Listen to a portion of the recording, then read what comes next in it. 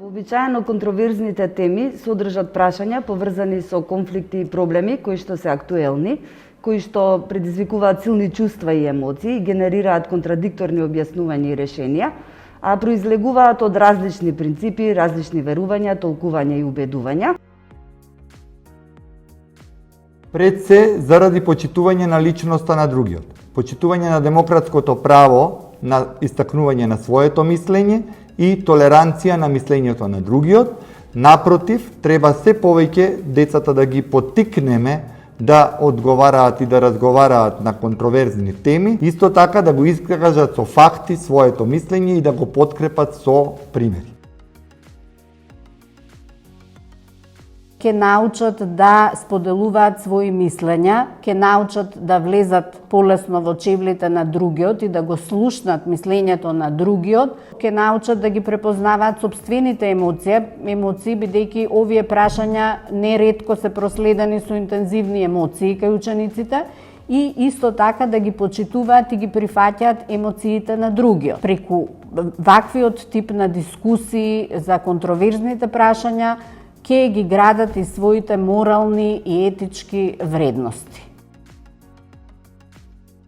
Како да го исконтролира или како да го изменаџира сопствениот багаж, без разлика дали станува збор за приватен или професионален багаж, и како да се вклучи или како да учествува во контроверзните прашања со сопствени ставови пред учениците.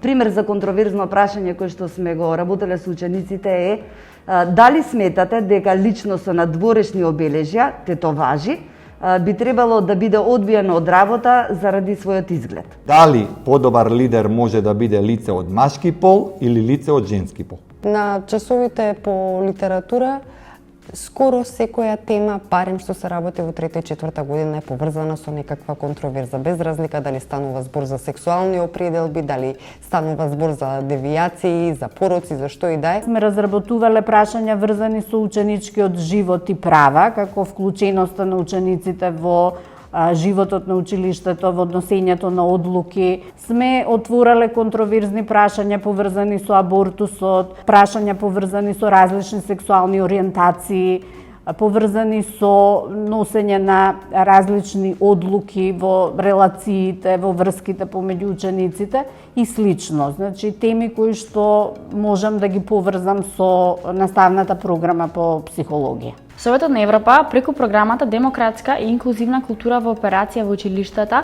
има создадено сеопфатен пакет обуки и материјали за професионален развој на наставниците, кои се обидува да се справи со предизвиците при предавање на контроверзни прашања. Истиот има за цел да им помогне на наставниците да ја препознаат вредноста на вклучувањето на младите во контроверзните теми и да ги развијат компетенциите и самодовербата на наставниците да ги вклучат контроверзните прашања во нивната секојдневна пракса. Пакетот за обука на наставниците на Советот на Европа нуди нов пристап кон темите кои веќе се работат во наставните програми во нашата држава.